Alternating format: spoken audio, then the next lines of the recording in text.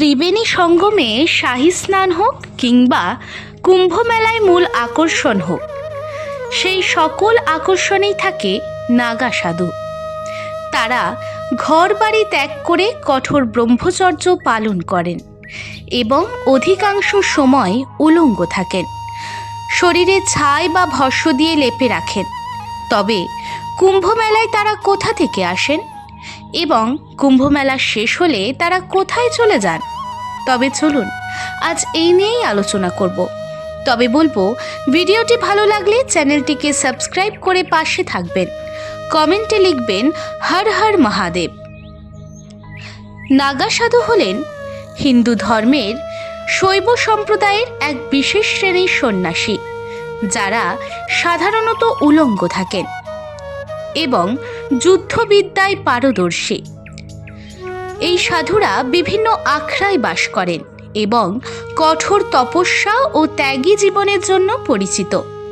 নাগা সাধুরা মূলত সুদূর হিমালয়ের দুর্গম গুহা, গভীর অরণ্য এবং পবিত্র স্থান থেকে আসেন। এরা অঘোর তপস্যায় মগ্ন থাকেন এবং সাধারণত কুম্ভ মেলা বা বিশেষ ধর্মীয় স্নানের সময় প্রকাশ্যে আসেন। একজন নাগা সন্ন্যাসীর ভরণপোষণ কেবল ভিক্ষা থেকে আসে, যা অন্যদের দানের উপর নির্ভর করে। তারা 7টি ঘরের বেশি ভিক্ষা চাইতে পারেন না।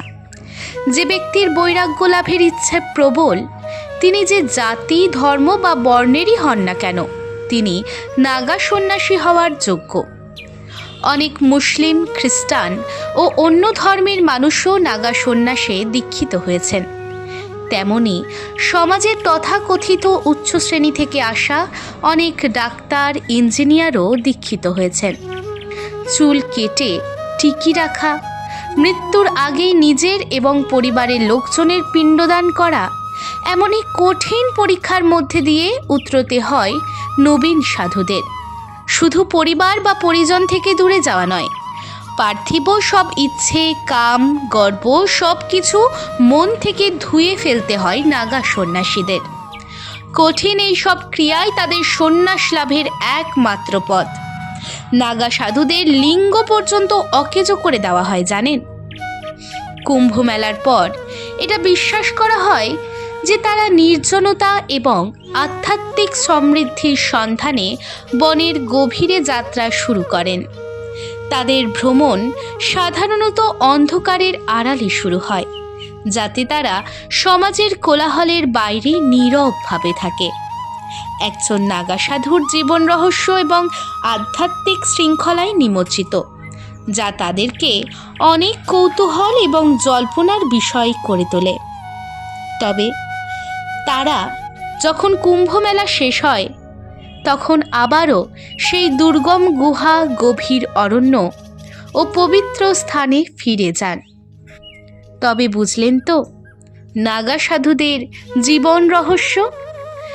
তবে কেমন লাগলো ভিডিওটি জানাতে ভুলবেন না। সবার সাথে শেয়ার করে দিন। হর হর মহাদেব।